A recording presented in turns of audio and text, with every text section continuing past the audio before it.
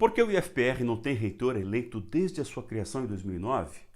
Por que o atual reitor temporário se mantém no poder por mais de 3 anos, sem legitimidade eleitoral?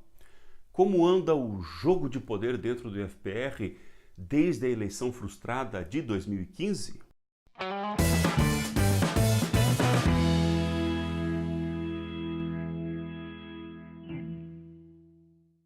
Olá, caro servidor, sou o professor Célio Tibes e este é o canal Servidor Direito.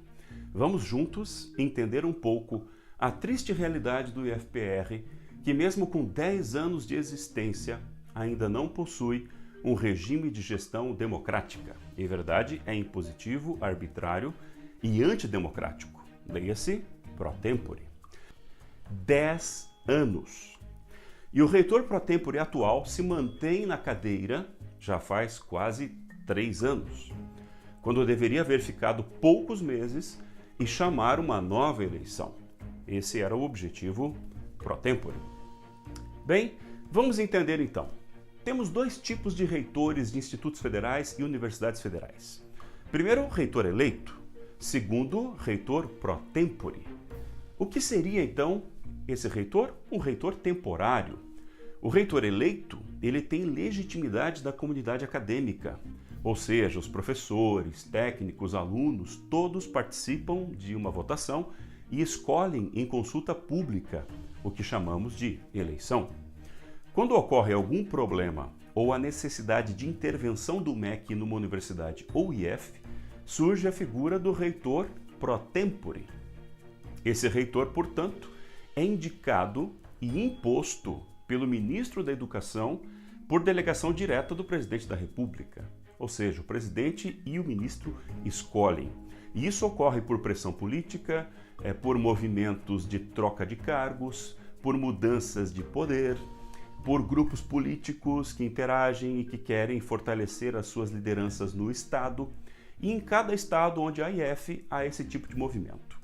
Essa indicação, portanto, para o pro tempore, ela é definida de acordo com o decreto 6.631, que delega a competência ao ministro da Educação para designar o reitor pro tempore, na hipótese de que trata o artigo 7º. Isso você vai ter aqui nas nossas citações. Por exemplo, o reitor pro tempore do IFPR, ele foi imposto pelo MEC desde 2016. O que era para ser um reitor temporário, de uma média de 3 a 6 meses, já completa 3 anos e tem o risco de ir mais longe ainda. Na política de grupo, isso significa que o atual reitor está tendo um mandato forçado por imposição e vontade do governo.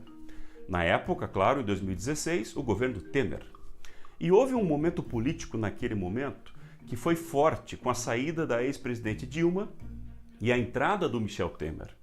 Com isso, os grupos políticos de todo o país, de direita e centro-direita, ligados ao Temer, se fortaleceram, e isso aconteceu também no Paraná.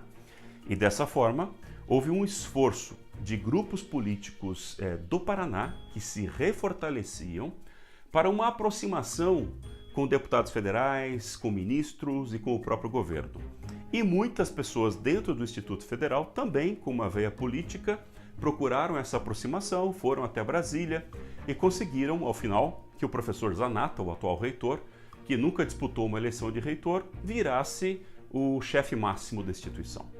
Aliás, o histórico do professor Zanata foi de candidato derrotado na eleição no campus onde ele pertencia, que era o campus Umuarama, de onde ele vem. Assim, por força política, por decisão do presidente e do ministro, temos uma situação bastante intrigante. Uma pessoa que perdeu a eleição para diretor no seu próprio campus, entre os seus próprios colegas, virou o reitor, o dirigente máximo de todo o Instituto Federal.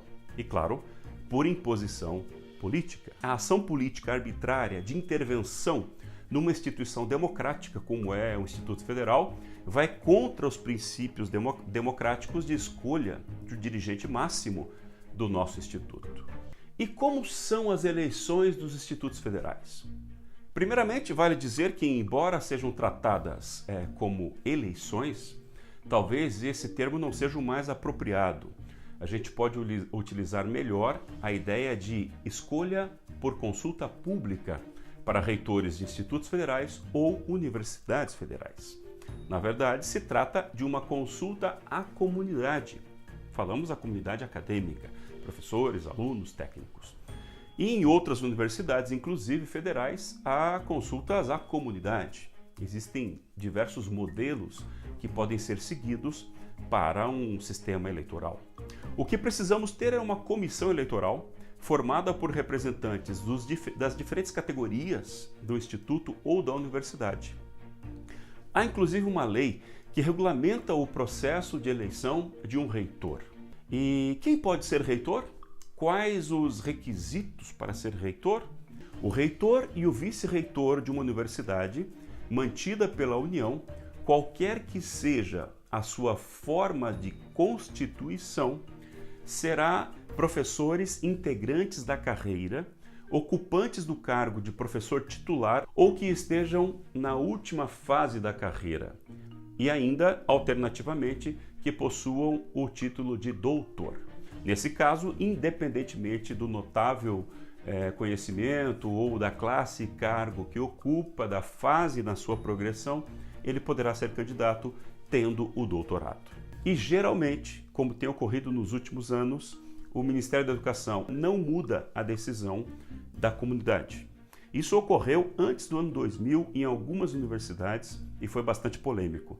Depois desse tempo, não tivemos mais essas mudanças e é praxe e é normal que se respeite a decisão democrática das eleições feitas dentro de uma universidade ou dentro do Instituto Federal. E isso para nós é muito importante, uma instituição que está desde a sua criação em 2009. Já completamos 10 anos agora e não temos podido eleger o nosso reitor. Bom, estas são as principais informações. Nós teremos outro vídeo falando sobre esse tema e entrando em maiores detalhes. E você pode participar também deixando aqui o seu comentário, participando e lendo todos os arquivos que nós deixamos aí nos links de acesso na descrição, para que você se informe mais sobre a realidade do IFPR. Grande abraço!